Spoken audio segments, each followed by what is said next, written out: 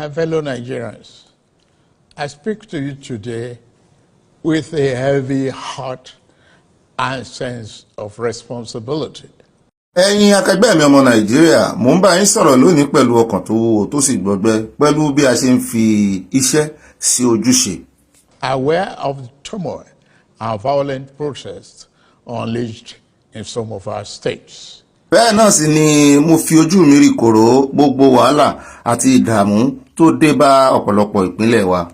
Notably, among the protesters were young Nigerians who desired a better and more progressive country where their dreams, hope, and personal aspiration would be fulfilled.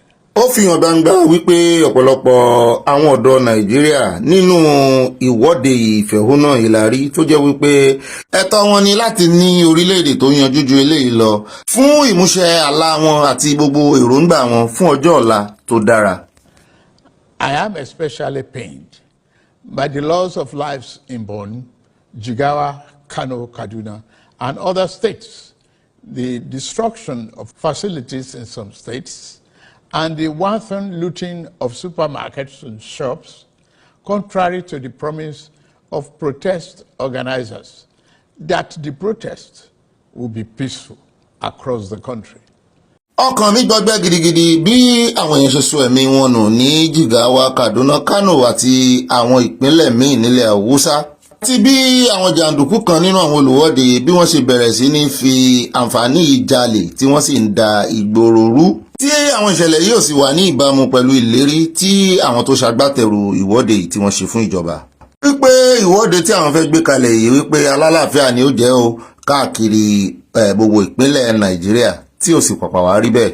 The destruction of properties set us back as a nation, as scarce resources will be again used to restore them. Bíba nǹkan ìjọba jẹ́ tí a ti ṣe fún amúlùdùn ìlú gbogbo ọmọ Nàìjíríà ó ń fà wá sẹ́yìn gidigidi tó sì jẹ́ wípé owó tùrùntùrùn míì látún ná láti tún wọn ṣe láti dá wọn padà sípò. I commiserate with the families and relations of those who have died in the protest. We must stop further bloodshed, violence and destruction. Ṣùgbọ́n mo bá gbogbo àwọn tí ìṣẹ̀lẹ̀ yìí kàn, mo bá wọn kẹ́dùn pàápàá jùlọ àwọn tí wọ́n sọ ẹ̀mí wọn nù nínú ìwọ́de yìí. A ò sì ní gbà kí ìtàjẹ̀sílẹ̀ míì kó tún ṣẹlẹ̀ mọ́ o. A sì ní fàyè gba wàhálà àti àwọn tó ń dárúgùrù sílẹ̀ nínú ìwọ́de. As the president of this country, I must ensure public order in line with the constitutional oath to protect the lives and property of every citizen. Gẹ́gẹ́ bí ààrẹ orílẹ̀-èdè yìí, mo ní láti fi sí ojúṣe iṣẹ́ ààbò fún gbogbo ọmọ Nàìjíríà. N ò sì ní gbà lábẹ́ ìjọba mi kí ètò ààbò mẹ́ẹ̀ fún dúkìá àwọn ènìyàn àti ẹ̀mí wọn. Our government will not stand idly by and allow a few with a clear political agenda to tear this nation apart. Ìjọba mi ò sì ní mọ̀ wò bí ẹran olúndù kí àwọn péréte kan láàrin àwùjọ tí wọ́n fẹ́ fi ìmọ̀tara ẹni nìkan fún ti òṣèlú yìí tí wọ́n fẹ́ fi fa ìjọba ìwálẹ̀. Under the circumstances, I hereby enjoin protesters and the organizers to suspend any further protest and create room for dialogue, which I have always acceded to at the slightest opportunity. Lábẹ́ bó tilẹ̀ wù kó rí, mo wá fi àsìkò yìí rọ gbogbo àwọn olùwọ́de wípé kí wọ́n dáwọ́ gbogbo ìwọ́de àti ìfẹ̀hónúhàn dúró ní gbogbo ìpínlẹ̀ wa káàkiri Nàìjíríà. Gẹ́gẹ́ bẹ́ẹ̀ ṣe mọ̀ wípé láti ìbẹ̀rẹ̀ ni mo ti máa ń pariwo wípé kájọ sọ̀rọ̀ ká fojú kojú.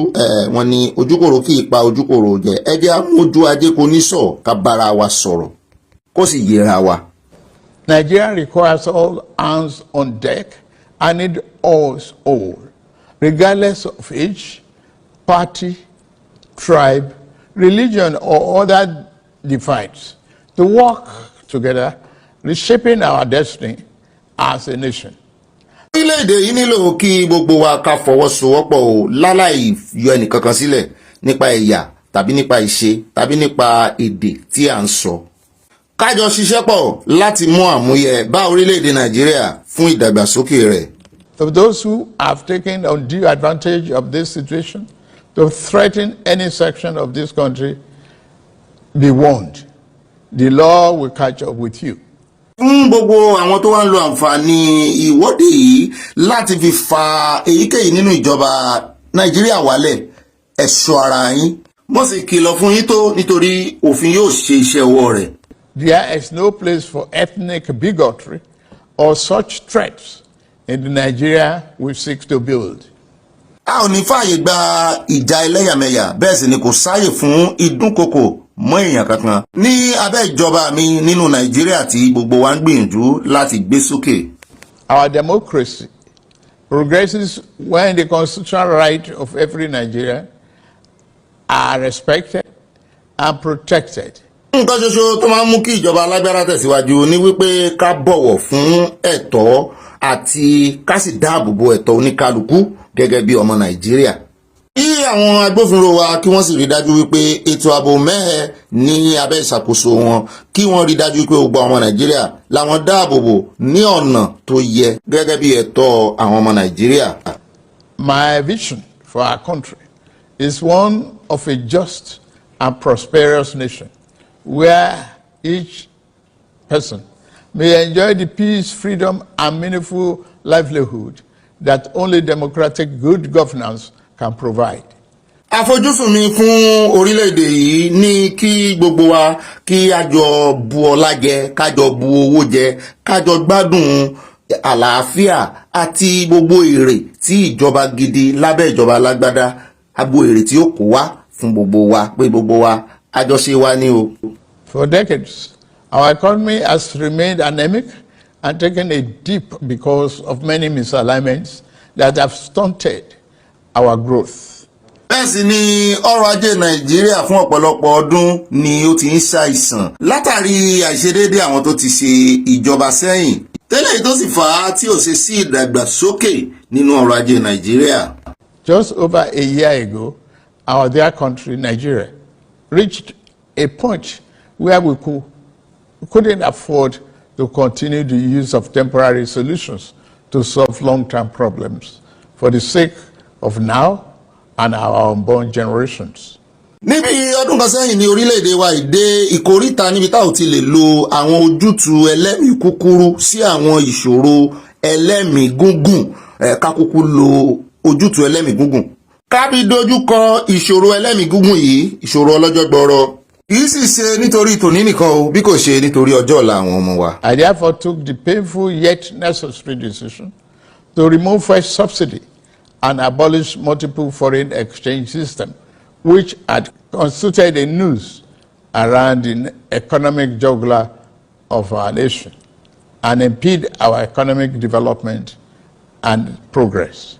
Ìdí nìyí tí mo lè gbé ìgbésẹ̀ tí mo pinnu lórí ọ̀rọ̀ káyọ subsidy. Mo sì mọ̀ wípé lóòótọ́ ó mú ìnira àti ìyà bá ọmọ Nàìjíríà. Kì í sì ṣèyàn nìkan, bẹ́ẹ̀ náà ni gbogbo exchange rate bí a ṣe ń sọ náírà di dọ́là, gbogbo ẹ̀ náà la papọ̀. Ta ni a ò ní lo black market mọ́, ká kúkú dúró sójú kan san láàrin ajẹnímú ní pẹ̀kọ̀rọ̀. Nítorí ohun tá a rí tó ń fa ọrọ̀ ajé Nàìjíríà tó ń fà á sẹ́yìn tó sì ń fà wọnú kòtò nìyẹn, a sì ń láti yọ. These actions block the greedy and the profit that smugglers and rent seekers made.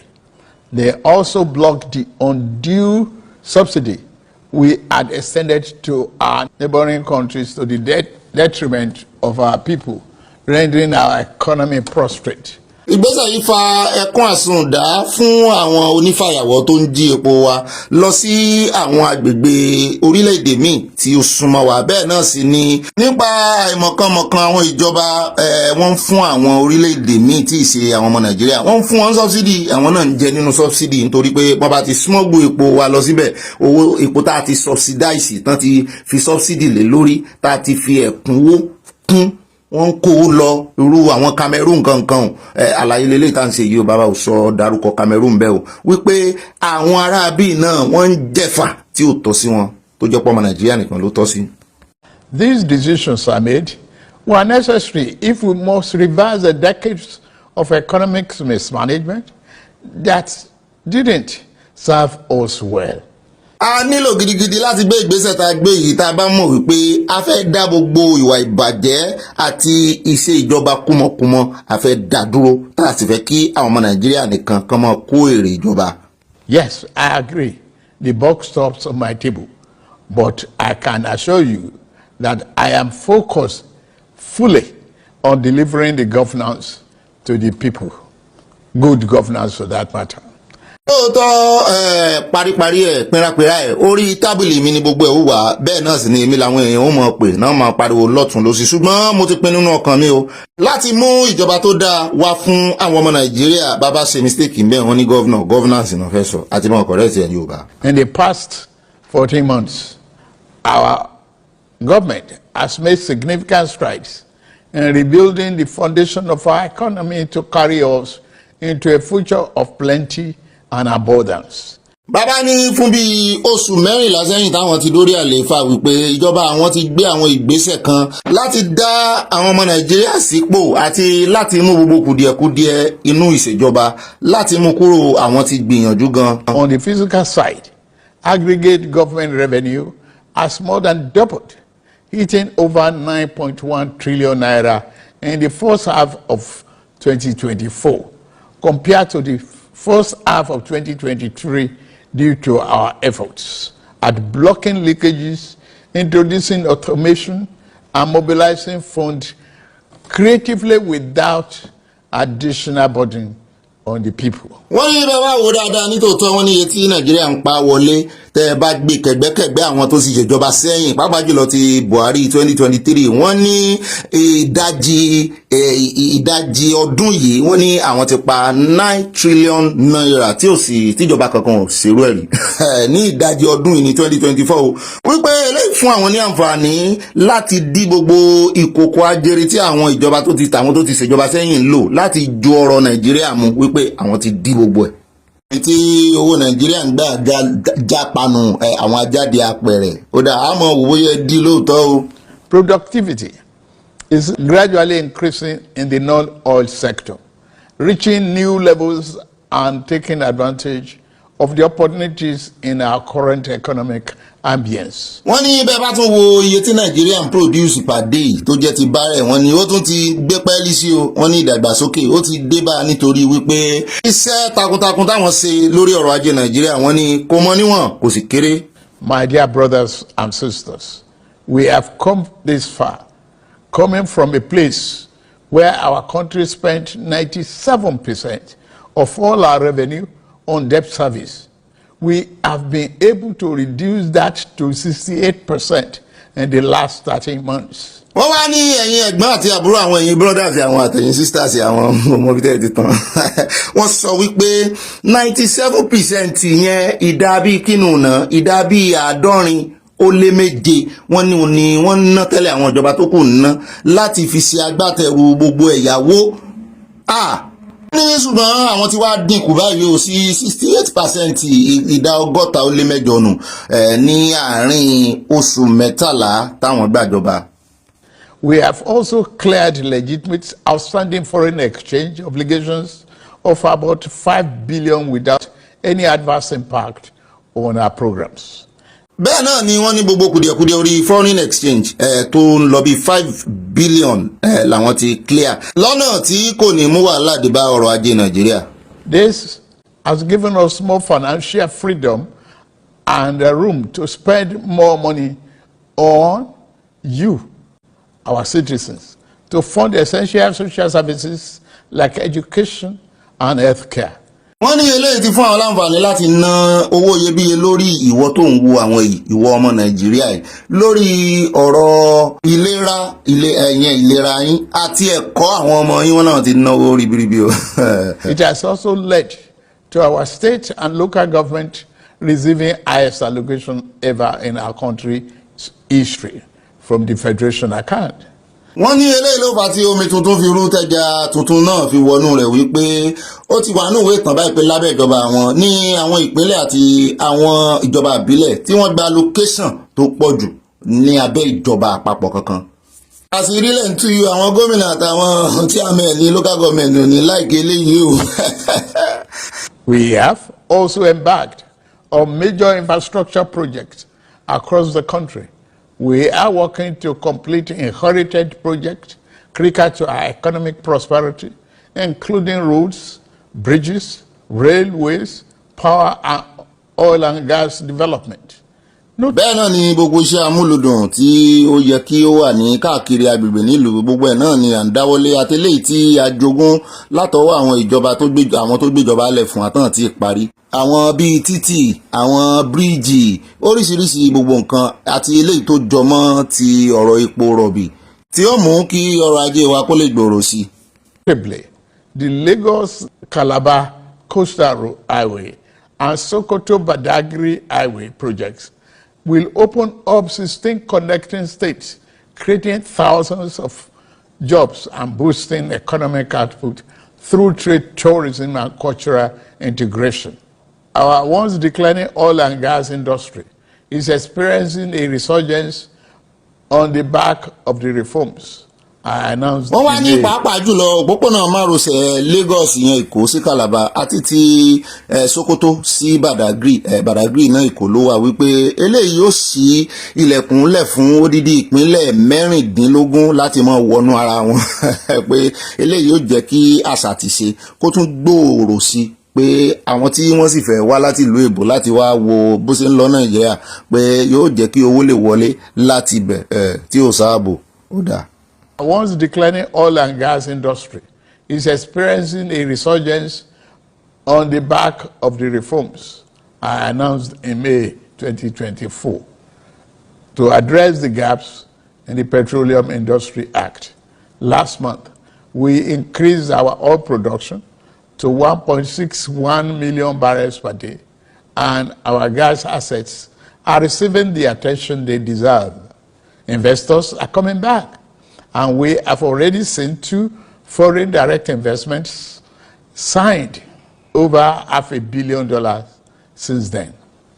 Wọ́n ní bẹ́ẹ̀ náà ni àwọn ń ṣe iṣẹ́ takuntakun lórí ọ̀rọ̀ ti epo rọ̀bì lóòótọ́ kò sí refinery ṣùgbọ́n wọ́n ní iye táwọn produce per day wọ́n ló ti wọ 1.6 million barrel per day ní Nàìjíríà o àti wípé látìgbà táwọn ti bẹ̀rẹ̀ iṣẹ́ yìí àwọn ti ṣe ìpolongo tó lọ́ọ̀rìn àwọn sì ti ní àǹfààní láti rí ìdókòwò òkè òkun tí ó jẹ́ wípé owó tùnùtùnù ni àwọn abániṣe iṣẹ́ pọ̀ tí wọ́n kó sórí owó yìí pé àwọn sì ń retí wípé àyà wọn tó bẹ́lẹ̀ tí ó bẹ̀ẹ́ sí iṣẹ́ o lórí ọ̀rọ̀ epo rọ̀bì. nígbà yìí èèyàn wa ẹja gain speed ní gbogbo ọ̀rọ̀ tí bàbá ń sọ ẹja summarize ẹ̀ kò ní ìdí ká mọ́ kọ́kọ́ gbọ́ tẹnu wọn náà gbogbo tó ń sọ ní ìsìn ní ìkórìtà fèsì tán fẹ́ bọ́ sí ní ìsìn gbogbo tó ń sọ ni wípé gbogbo tí àwọn àmúyẹ táwọn ti fílẹ̀ táwọn ti fi lọ́lẹ̀ lórí ọ̀rọ̀ bí ìjọba ó sì ṣe déédéé tí gbogbo ẹ̀ yóò sì ṣẹnu re òní wọ́n mẹ́nu bà ní ìsìn tí ó sì yẹlẹ́ wọ́n ní lórí ọ̀rọ̀ ti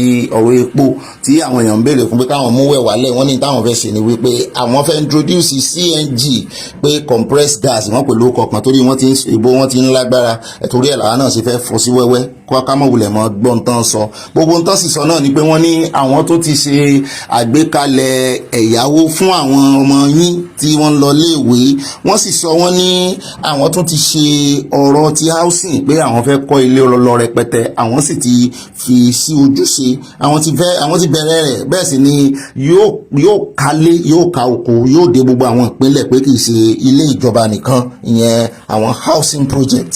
Bẹ́ẹ̀ náà sì ni wọ́n ní báyìí o iṣẹ́ ti bẹ̀rẹ̀ ní pẹrẹu nítorí àwọn fẹ́ kí àwọn tó ń lo mọ́tò tán ní mọ́tò tó ń lo epo bẹntiró tẹ́lẹ̀ wọ́n ní kán mọ́ change ẹ̀ kán mọ́ yí padà wípé kán sọ di eléyìí tó ń lo gáàsì wípé àwọn ti bẹ̀rẹ̀ sí ní dá àwọn ọ́fíìsì àwọn ibi tí àwọn mechanic village tí wọ́n ti máa ṣe irú nǹkan báyìí tó jẹ́ wípé ẹ máa gbé mọ́tò yín lọ lọ́fẹ̀ẹ́ lófò ní o pé wọ́n máa bá yín change ẹ̀ sí ti gáàsì pé gbogbo béèyàn báwọn èèyàn ṣe ń lo epo bẹntiró tó pé yóò dínkù pé ó ń jọ bẹ́ẹ̀ ni pé epo bẹtiró nìkan ni àwọn èèyàn gbọ́kànlé pé wọ́n ti ń lo gáàsì káàkiri orílẹ̀-èdè àgbáyé pé kí Nàìjíríà náà pé kán mọ́ yọ̀ọ́lẹ̀ àti wípé wọ́n ní bọ́n ti ń sọ̀rọ̀ wọ́n ní owó tó tó 4 bílíọ̀n wọ́n bá ti ń pọ̀rọ̀ owó báyìí òyìnbó pọ̀ àwọn Nàìjíríà ní pé wọ́n sì mọ̀ pé bílíọ̀n wọ́n làwọn náà ti kólẹ̀ fún àwọn ẹ̀yáwó àwọn ọmọ iléèwé àwọn ọmọ yín iléèwé gíga.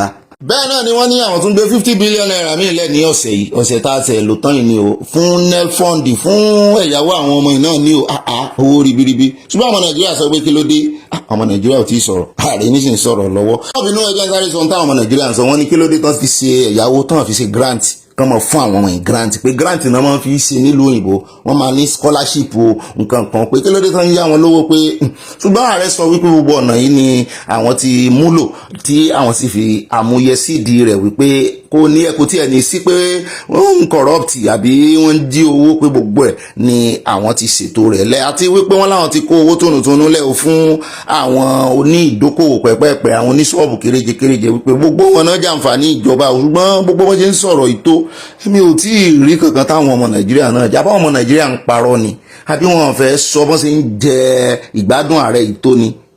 lọ́rọ̀ kan wà yìí, gbogbo atótónu táàrẹ̀ ń ṣe náà ni wípé ẹ gbà wọn láàyè, ẹ rí iṣẹ́ táwọn ń ṣe yìí, pé kì í sọjọ́ kan, pé ọ̀rọ̀ yìí dàbí ọ̀rọ̀ wípé ilé tí wọ́n fẹ́ wó, pé láàárín ìṣẹ́jú mélòó wọ́n lè wó ilé, odidi ilé palẹ̀, ilé alájà 8, ṣùgbọ́n àti túnkọ́ ó mọ̀ ọ́n ṣòro, wípé gbogbo subsidy táwọn yọ ohun àwọn wó palẹ̀ ní, gbogbo corrupt practices, gbogbo nǹkan gbogbo mismanagement, pé àwọn wó palẹ̀, pé àwọn wá fẹ́ túnkọ́ báyìí, pé torí ẹ̀ ló ṣe dàbí ẹni wípé ó ń bá ìnira wá fún ọmọ nàìjíríà, pé nínú títúnkọ́ náà làwọn ṣe ní initiation kan táwọn